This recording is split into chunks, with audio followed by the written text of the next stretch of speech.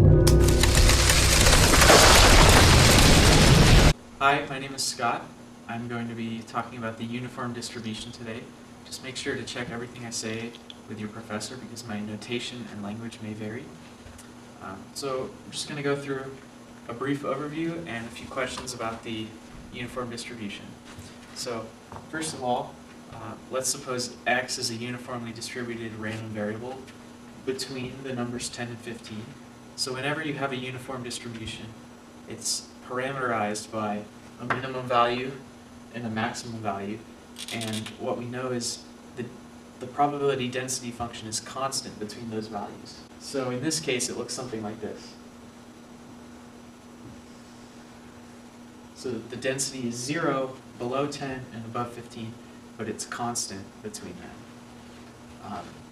Now we have a few questions here.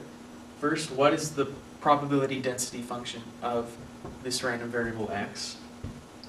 And so for a uniform distribution, the density function is given by 1 over b minus a, where a is the minimum value, b is the maximum value. So in this particular case,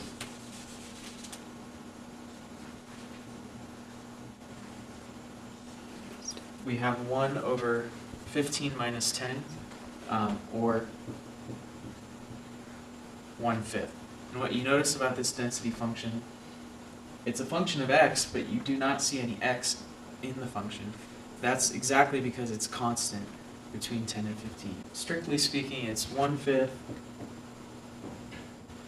if x is between 10 and 15, and it's 0 otherwise. So that's just a subtlety, but 1 over b minus a is how you find the density. The next question is, what is the mean of this random variable x?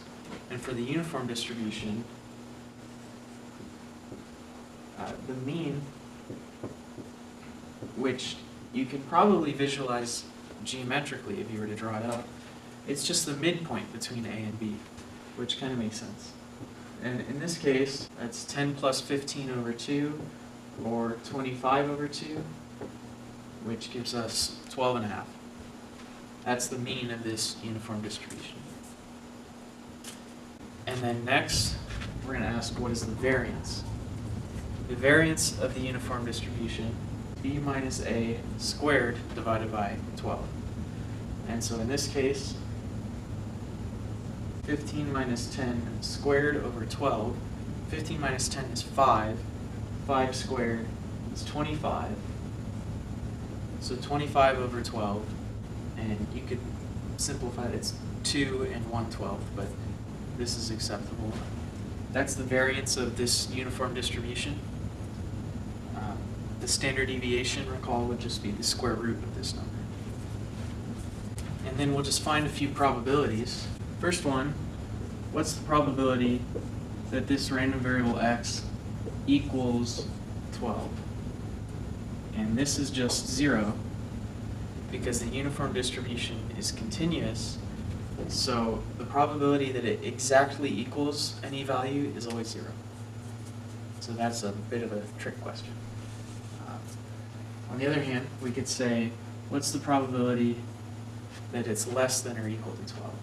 So in general, if x follows the uniform distribution, the probability that it's less than or equal to x is x minus a over b minus a.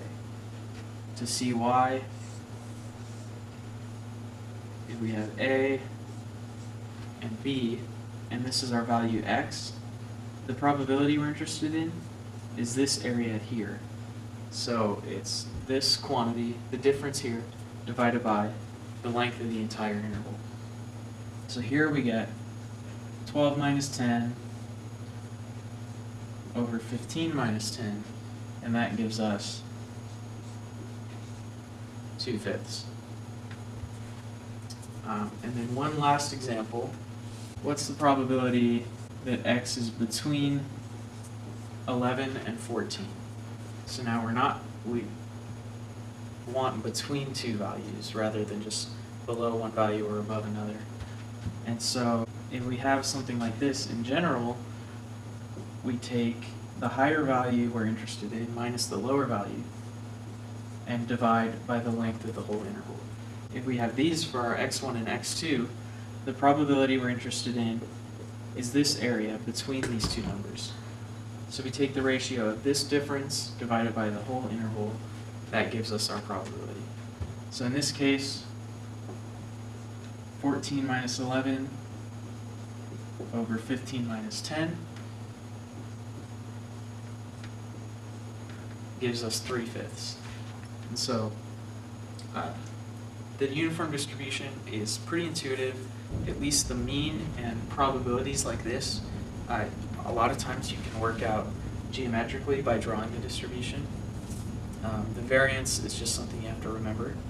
But in any case, this is most of what you might need to know about the uniform distribution. I hope it helped, and if you have any other questions, feel free to come to the tutoring center. Thanks.